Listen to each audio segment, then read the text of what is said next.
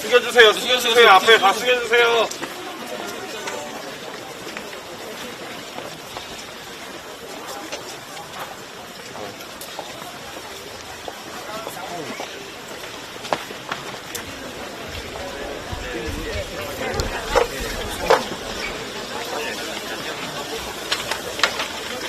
하나, 둘.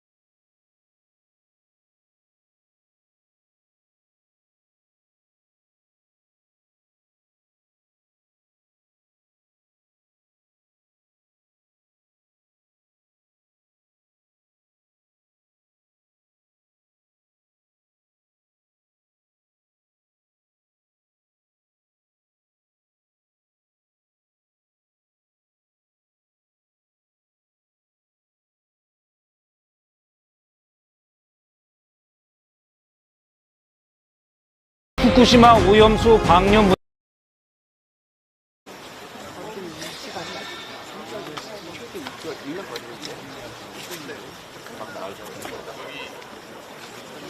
부산당에 들고 필히 확인했어. 모르고. 나오시나 보다.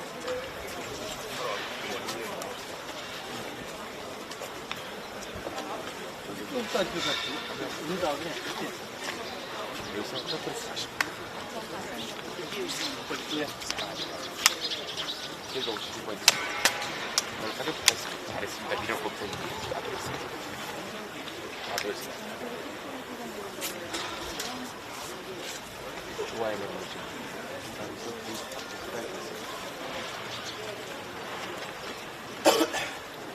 자, 앞에 좀 비키세요. 다른 지역도 가지기랑 방법이 잘 옵니다.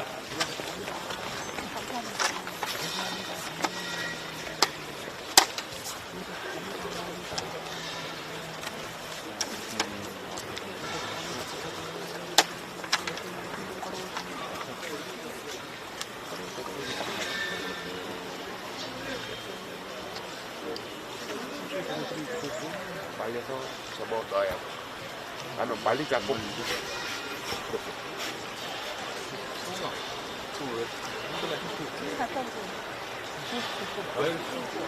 잘했어. 또몇 번 했어.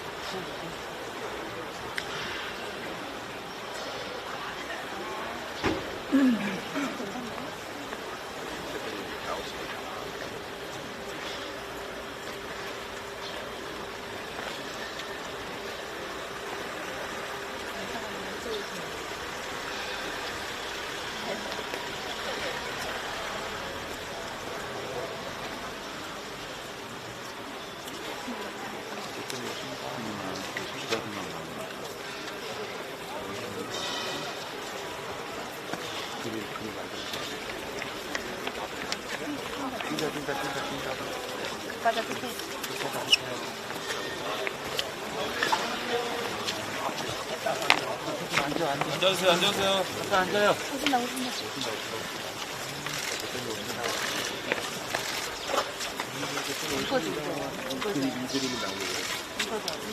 이 그림이 나오고 이 그림 나오고 이 그림이 시간대로 같이 이야기하는 그 그림이 이 그림이 어찌다 그림이 한국에서 나오는 거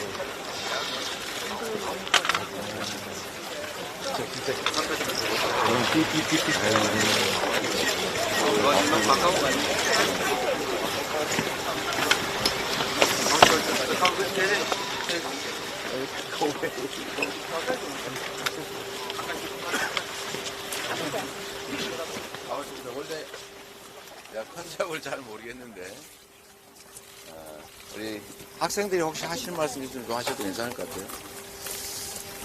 지금 오늘 저희가 사전투표를 카이스트 대학생 여러분들과 함께 하게 됐는데 오다가도 잠깐 얘기를 들었습니다만 연구개발 예산 지원 삭감 때문에 교육 현장에서 우리 학생들이 겪는 어려움이 큰 것 같습니다.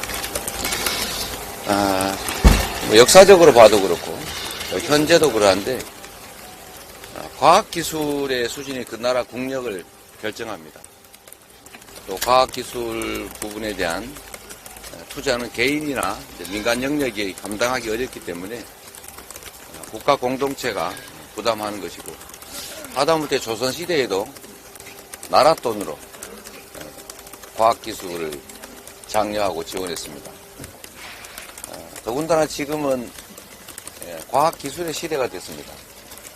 우리 미래 사회에는 과학기술의 인공지능 AI가 정말 주된 역할을 하는 그런 사회로 변모할 텐데 특별한 자원이나 이런 것들을 갖지 못한 대한민국 사회는 당연히 연구개발에 대대적인 투자를 해야 됩니다.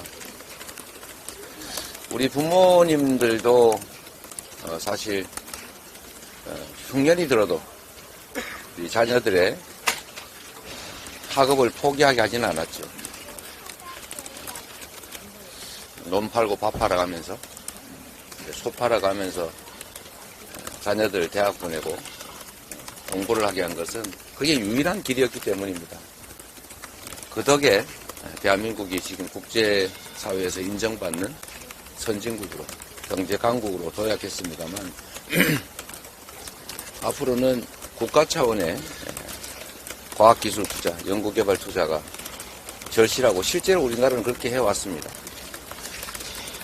IMF 같은 정말로 어려운 국가적 위기 상황에서도 미래를 위한 투자, R&D 연구개발 예산 삭감을 하진 않았죠. 근데 지금 제가 최근에 들어보니까 우리 학생들도 그럴 텐데 지금 연구개발 예산이 실제로는 우리 예비과학자들, 또 연구개발에 종사하는 젊은 연구자, 이 연구자들의 사실상 생계수단인 경우가 많습니다. 연구개발 프로젝트를 하게 되면 거기에 연구 보조 인력들, 참여자들, 연구원들 인건비나 또는 생계비 이런 것들이 상당 부분을 차지하는데 이 연구개발 예산을 대대적으로 삭감을 해놓으니까 특히 이제 대학생들, 대학 원생들, 석박사 과정, 이 과정에 있는 연구자들이 생계가 막막해지게 된 겁니다. 제가 듣는 얘기 중에 가장 위험한 신호는 외국에서 대한민국의 젊은 과학도들, 연구자들을 유치하기 위한 경쟁이 벌어진다고 합니다. 사실 지금 당장은 아까 물리학 하신다고 그랬나요? 물리학을 해서 현실 공간에서 돈벌이가 되기는 쉽지가 않습니다. 결국 기초과학 분야인데 이런 경우는 국가가 투자하지 않으면 사실은 개인적 차원에서는 연구개발에 집중할 필요가 없죠. 당장 수익이 나지 않는 영역이기 때문에. 그런데 이 젊은 연구자들, 과학자들을 해외에서 우리가 지원해 줄 테니까 우리나라로 와라. 이런 상황이 벌어진다고 합니다. 실제로 이게 현실화될 경우에는 대한민국 미래는 정말로 암울해지겠다. 이런 생각이 들고. 제가 어제도 몇 젊은이들한테 얘기를 들었는데, 울산에 아마 과학기술대가 있어서 그런지 모르겠는데, 연구개발 예산 꼭 복구해 주세요. 우리 죽어요. 이런 얘기하는 젊은이가 있었습니다. 여러분도 비슷할 텐데, 우리 언론인 여러분께서도, 국민 여러분께서도 정치나 선거와 좀 무관하게 우리 국가 공동체의 미래를 위해서 꼭 해야 될 일은 정파를 떠나서 반드시 하자. 또 잘못된 것은 여야 정치적 입장을 떠나서 고치자. 이런 데 좀 의견을 모아주시면 좋겠습니다. 우리 학생 여러분들 혹시 하실 얘기 좀 있을 것 같은데. 그 R&D 예산을 복원하는 것도 중요하지만 이제 제가 또 강조드리고 싶은 것은 좀 다양한 과학 분야에 투자하는 것도 중요하다고 생각을 합니다. 이제 사실 과학기술이 언제 어떻게 발전할지는 아무도 알 수 없는 것이잖아요. 그래서 AI 기술이 이렇게 우리의 삶에 큰 영향을 미칠 거라고 10년 전에 누구도 생각을 하지 못했고, 또 현재 떠오르는 양자기술 같은 경우에도 이제 20년 전에 처음 생겨났는데 그때도 이렇게까지 양자기술이 뜨게 될 줄은 아무도 예상을 못했습니다. 그래서 이제 미래를 이끌어가는 과학 같은 경우에는 어떤 과학이 이제 그 포지션을 차지할지 아무도 알 수 없는 것인데, 이제 너무 현재 우리나라에서 이제 좀 잘 되는 분야에만 집중적으로 투자하기보다는 조금 다양한 분야에 투자를 해서 과학도들이 좀 더 다양하고 모험적인 시도를 해볼 수 있는 환경이 되면 좋겠다는 바람을 말씀드리고, 또 이제 전국에 있는 이공계인들에게 한 말씀 올리자면, 이제 사실 이공계인들은 뭐 의견을 표현할 수 있는 수단이 그렇게 많지는 않습니다. 그렇기 때문에 우리가 이제 의견을 표현할 수 있는 방법은 이제 투표가 아닐까 생각을 합니다. 사실 이번 투표 이후로는 이제 한동안 약 2년 정도 투표가 없는데요.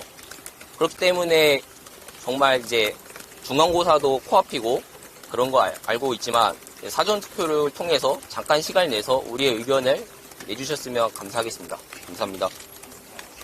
다른 학생들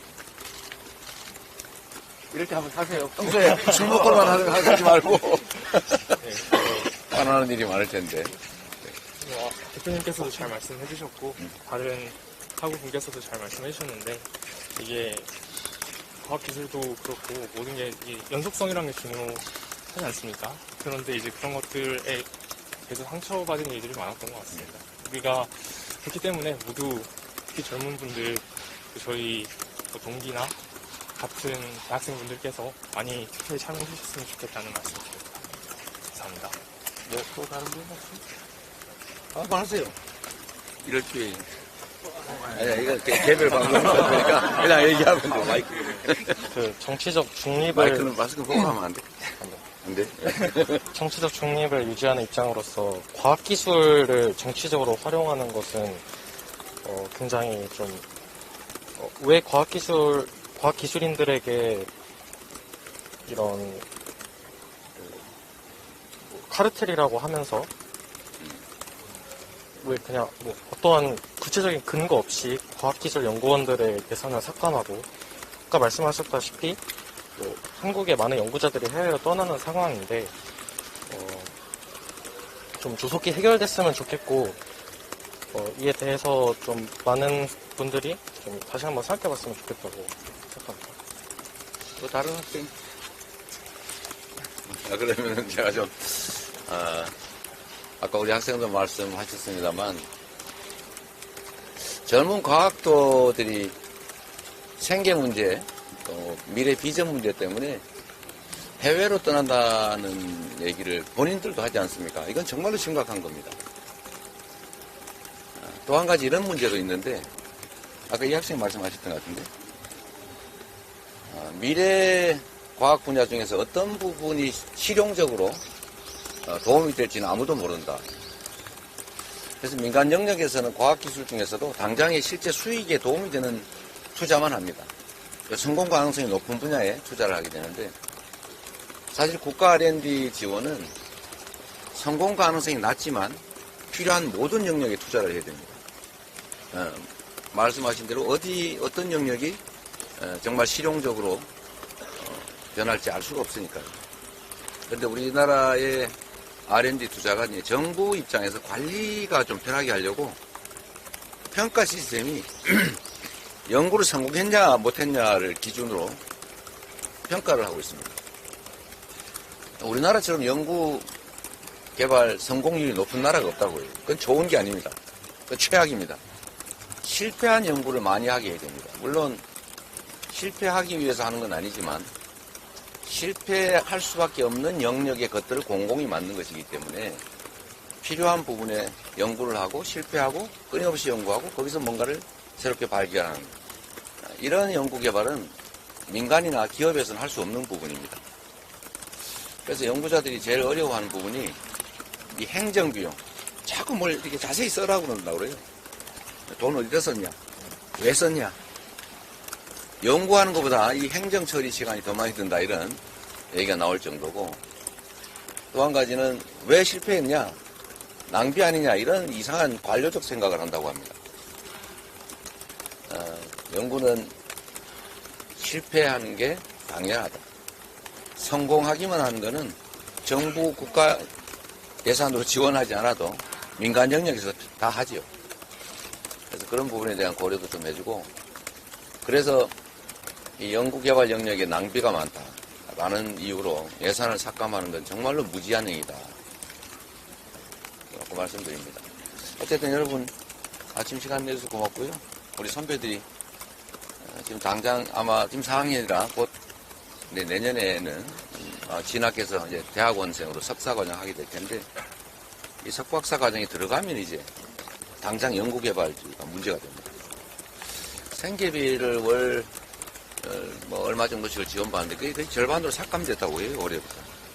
연구개발 예산이 줄어드니까 필수 경비를 줄일 수는 없고 결국 인건비, 연구보조원들의 인건비를 줄이는데 그러다 보니까 이제 학생들이 대학원 석박사 과정 하는 분들이 생계 유지를 못하는 거죠. 그래서 이제 떠날 생각을 하게 되고 아예 연구개발 안 하고 딴 거 해볼까. 요즘은 또 의대가 유행이 돼서 의대로 전과할까 뭐 그런 생각을 많이 한다고 합니다.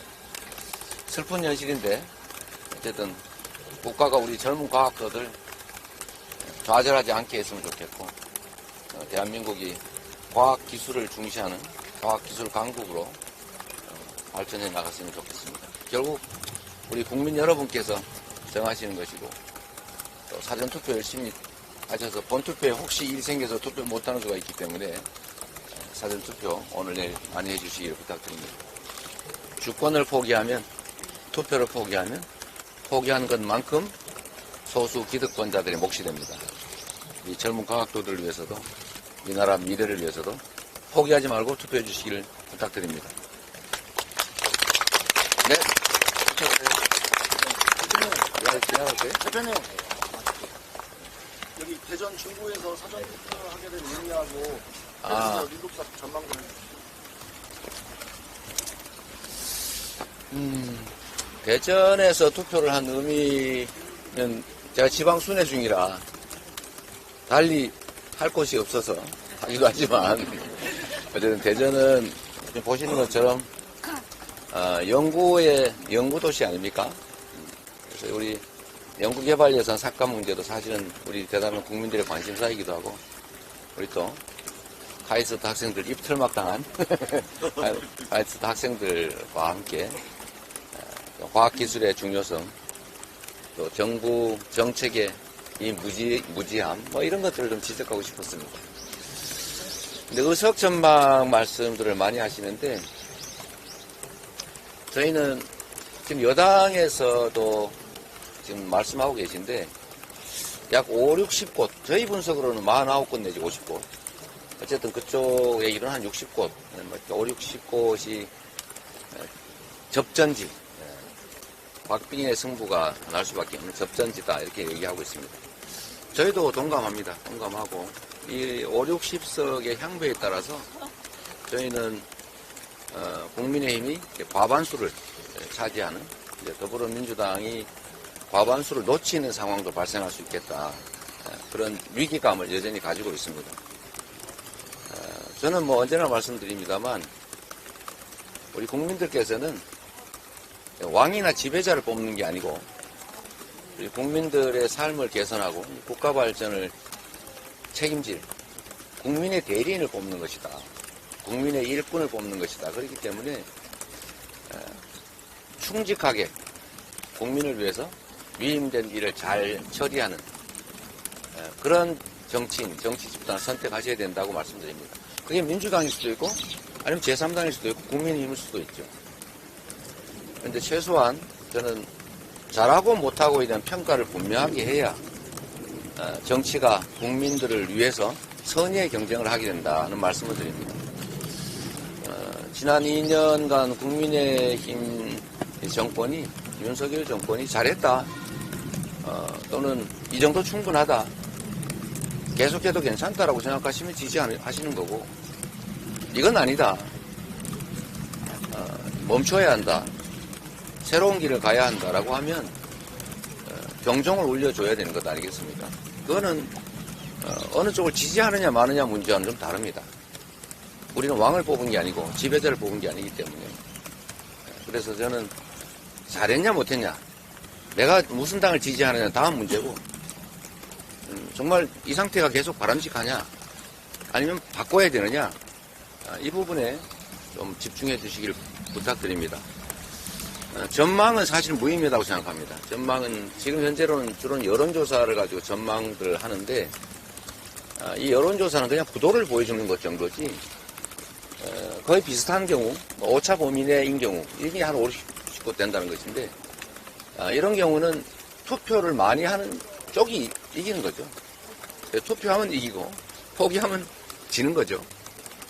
결국은 우리 국민들께서 어떤 판단을 내리실지 저는 지금은 잘 모릅니다.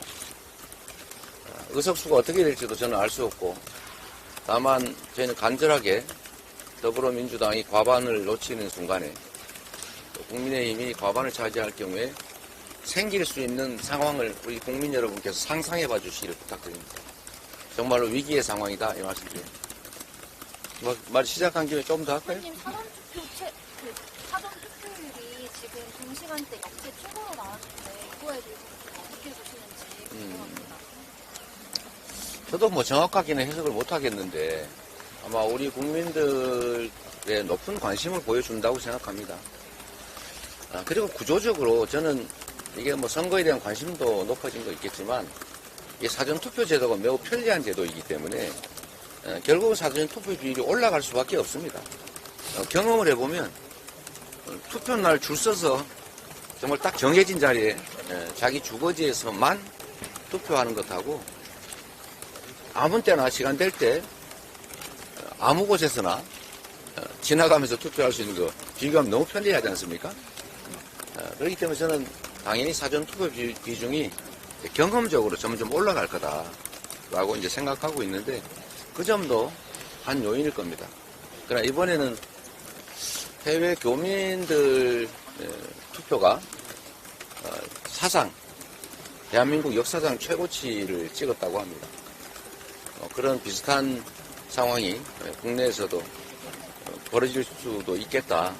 투표율이 높아질 수도 있겠다는 기대도 가지고 있고 또 한편으로는 이렇게 엄복한 시기이기 때문에 정말 우리 국민들이 투표는 주권 행사는 나의 인생을 결정하는 거다.